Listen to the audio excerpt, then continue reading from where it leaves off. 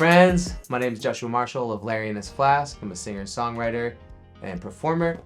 We're on episode 3 of this is a deep dive into all these pieces of gear, how I use them. In episode 2, I just showed you how to set everything up, get it all connected to get your monitors connected to your interface, get your headphones ready. So go back and watch episode 2 if you haven't seen that yet. Here's the AKG K240s. These are great headphones for studio recording. They're not completely noise canceling, but they do have a lot of good low end, and you can really hear clarity in all the instruments and all the sounds that you're working with. Really love these headphones.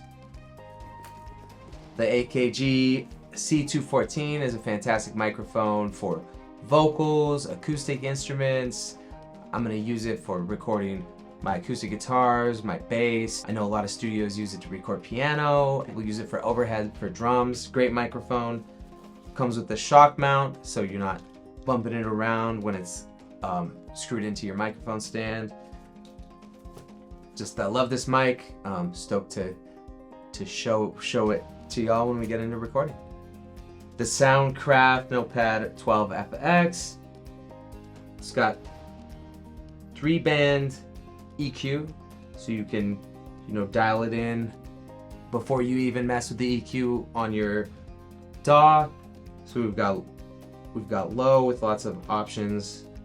We've got the mids and the highs and gain. So make sure you're monitoring the gain.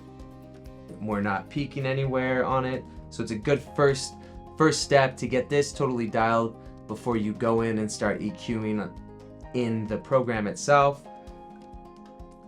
For microphone or instrument inputs, it has both XLR and 1/4 inch on them, so you can connect either XLR or 1/4 inch there, and then it has 4 more of strictly 1/4 inch. So if you're using microphone with the XLR, you just use these 4, and for instruments or anything 1/4 inch, you got the 4 1/4 inch here.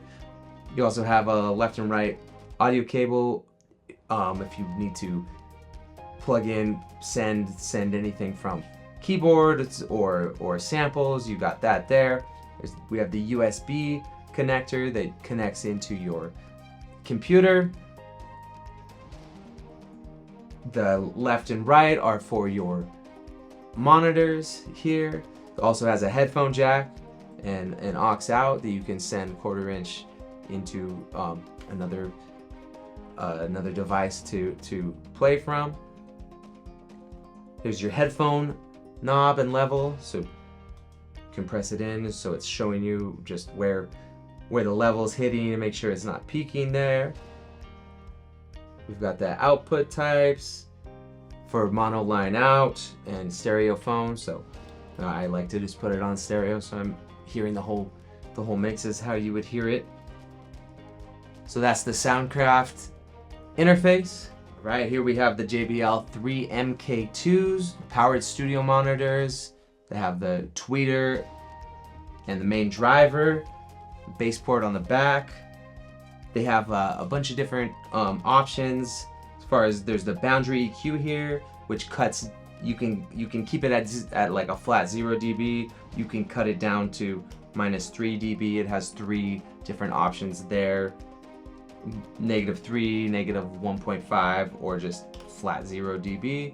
There's a HF trim where you can cut the highs down to -2 dB or boost them up to over 2 dB. And then a volume switch. I like to keep it just on flat, but if you need a little extra, you can bring it up or down. Power switch on the back. The IEC power supply just plugs in right there and plugs into your wall. All around, just a fantastic studio speaker. Great way to get started and get your home studio and all your mixes sounding awesome. That's the JBL powered monitors. This home studio setup is a great way to demo songs you're writing. That's primarily how I use it.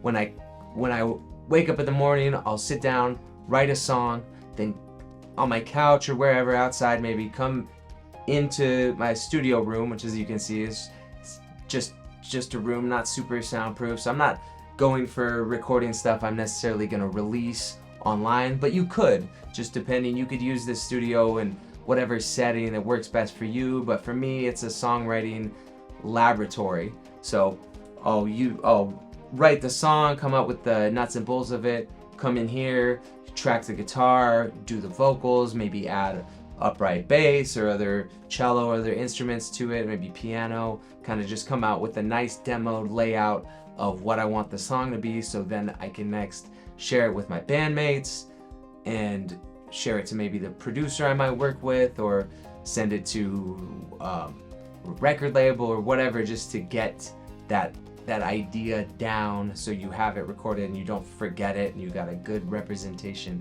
of the song. This concludes episode 3 of our 4-part series on how to set up your home studio. In episode 1 we unboxed, episode 2 we set everything up.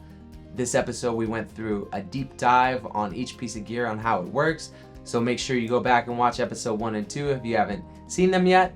Next episode we will be showing you all the gear in action. We're going to record a song, multi-track, and check out the final product. Thanks for watching, and we'll see you in episode 4.